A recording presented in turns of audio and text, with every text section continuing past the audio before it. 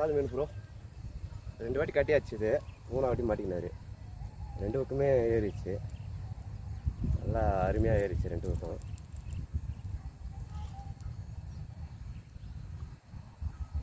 ரெண்டாவது மீன் ப்ரோ. 2 பக்கமே ஏறிச்சு ப்ரோ. 2 வாட்டி ஸ்ட்ரைக் கொடுத்துது. 3ஆவது ஸ்ட்ரைக் தான் மாட்டிச்சு. இதில் ஆக்ஷன் சூப்பராக வரும். இந்த ஃப்ராகில் வந்து தண்ணி மேலே ஓடுற மாதிரியே வரும். ஓடி வர மாதிரி என்ன ஆகுனா கபால் வந்து அடிக்க தான் பார்க்கலாம். ஃபஸ்ட்டு வாய் அகலமாக வந்து தண்ணி கூட தெரிச்சின்னு வரும். தண்ணி சவுண்டு கொடுத்துங்க.